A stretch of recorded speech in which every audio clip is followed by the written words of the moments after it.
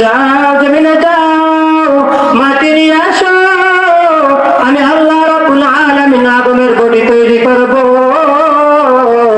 জমিনে যাও, আল্লাহ রাব্বুল আলামিনের হুকুম পাওয়ার পর যখন জিবরাইল আমিন ফেরেশতা জমিনে চলে আসলো, জমিনে আসার পর আল্লাহ রাব্বুল আলামিনের ফেরেশতা যখন জমিন থেকে মাটি নিবে, ওই সময় মাটিটা দিয়ে বলে, ও জিবরাইল, আল্লাহর কসম তুমি আমার বুক থেকে এক ফোঁটা মাটিও নিবে না।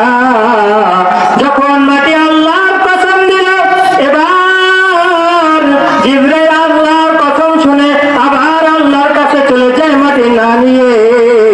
এবার আল্লাহ রাব্বুল আলামিন বলে, কি জিবরাইল, মাটি কই?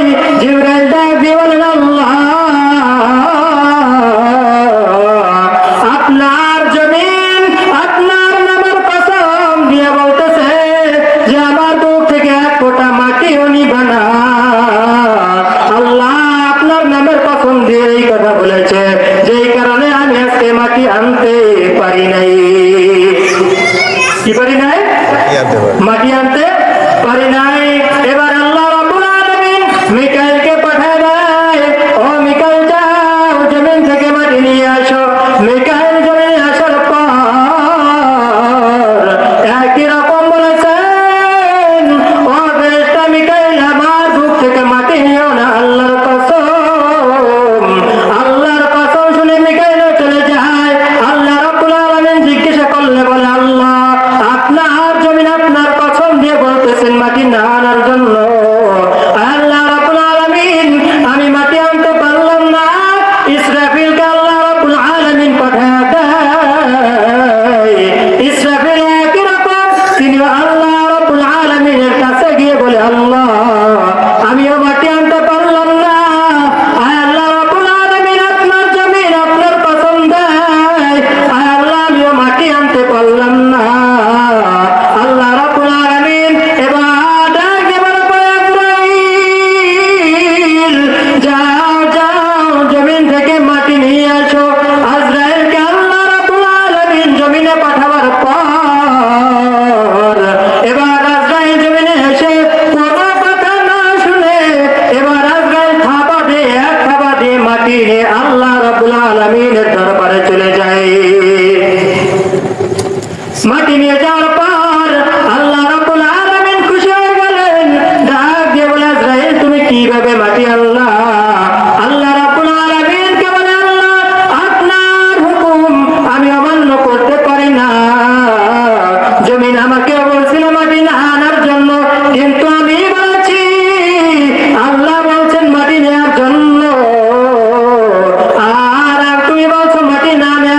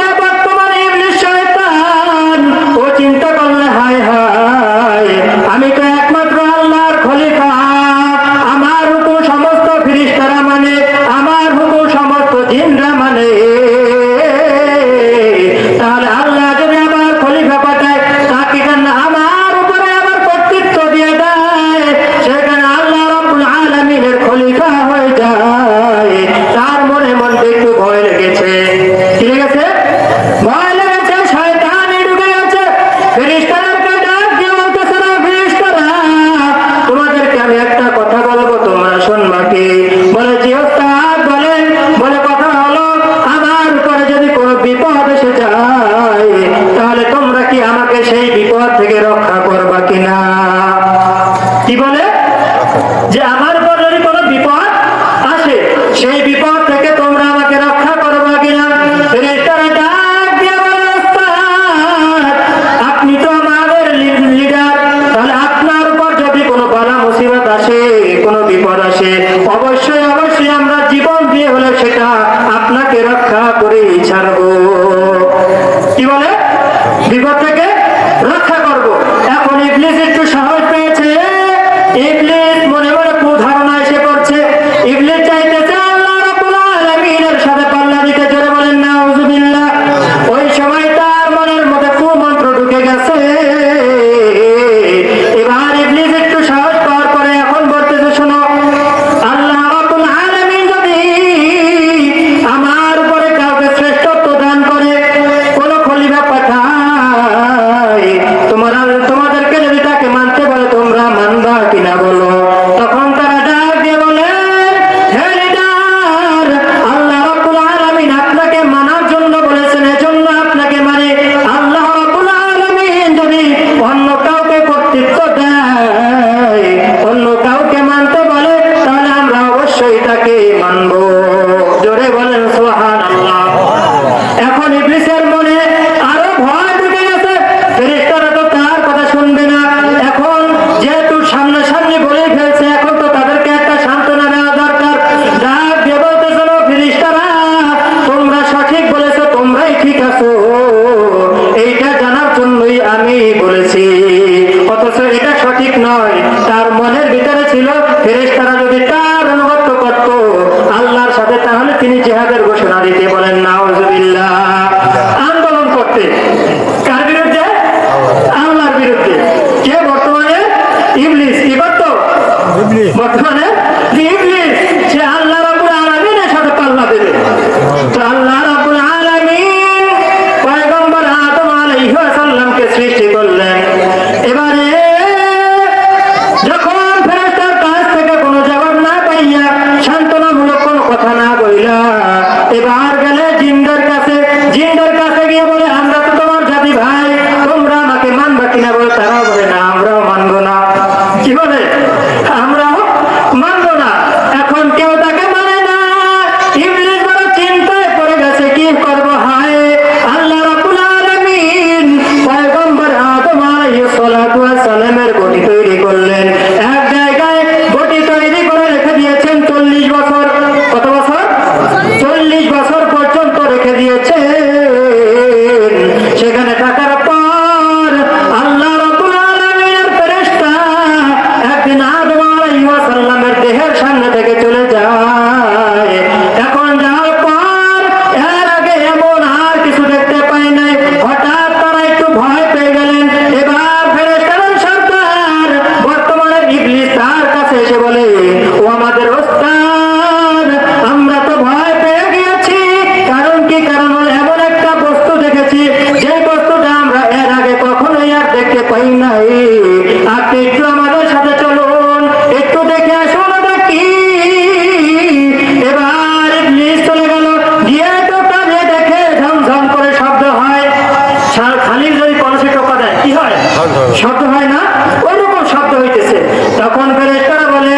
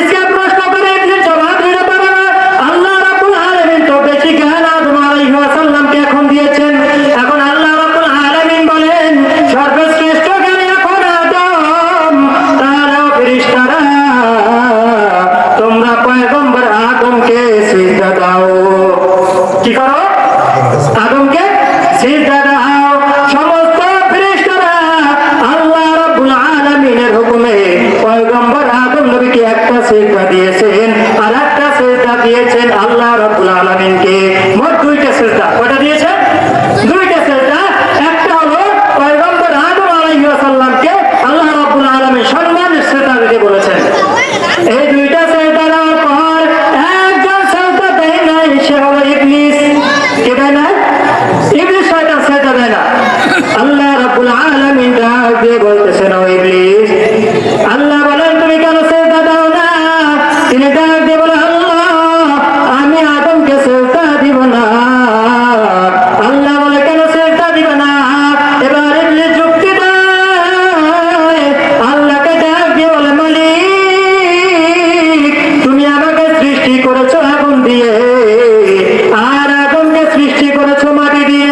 আল্লাহ রাব্বুল আলামিন যেহেতু আমি আগুন দ্বারা সৃষ্টি, আমার গতি হলো উপরের দিকে আর আদম হলো মাটির, আর মাটির গতি নিচের দিকে। যতই উপরে নিক্ষেপ করা হোক না কেন ওই মাটি নিচের দিকে পড়ে যায়, ওটা উপরে থাকে না। আর আগুন যত নিচে জ্বালানো হয় ওটা উপরের দিকে উঠতে থাকে। অহংকার জমে গেছে। আল্লাহ রাব্বুল আলামিন বলেন, ও ইবলিস তুই আমি আল্লাহ রাব্বুল আলামিনের সাথে যুক্তি দাও, আমি আল্লাহ রাব্বুল আলামিন তোরে চির অভিশপ্ত করে দিলাম, কাফের মুশরিকদের অন্তর্ভুক্ত করে দিলাম। কাদের অন্তর্ভুক্ত? যারা কাফের মুশরিক তাদের অন্তর্ভুক্ত আল্লাহ রাব্বুল আলামিন করে দিয়েছেন।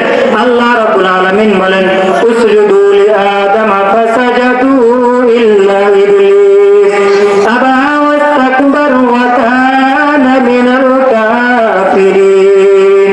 আল্লাহ রাব্বুল আলামিন বলে, ইবলিস তুই আমি আল্লাহ রাব্বুল আলামিনের হুকুম মানলি না। আমি আল্লাহ রাব্বুল আলামিন বললাম উসজুদু লিআদম, তুমি আদমকে সিজদা করো। ফাসাজাদু ইল্লা ইবলিস,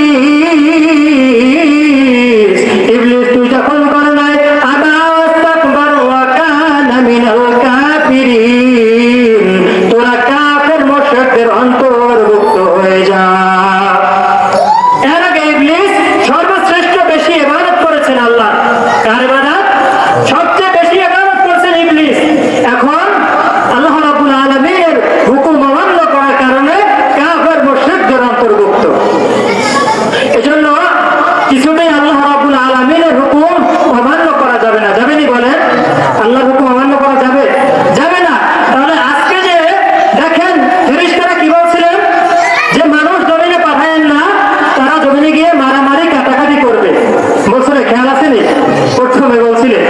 তাহলে আজকে যে আমরা এখানে বসেছি, আল্লাহ রাব্বুল আলামিন ফেরেশতাদের সাথে গর্ব করে বলতেছেন, ও ফেরেশতারা তোমরা যে সেই দিন বলছিলা আমার বান্দারা আমার ইবাদত করবে না, আমার বন্দেগী করবে না, ও ফেরেশতা তাকায়া রাখো, আমার একদল বান্দা যারা আমার জমিনে মাটিতে বসে বসে আমার কোরআনের আলোচনাগুলো শুনতেছে, ও ফেরেশতারা দেখো তারা তো আমি আল্লাহর ইবাদত করতেছে।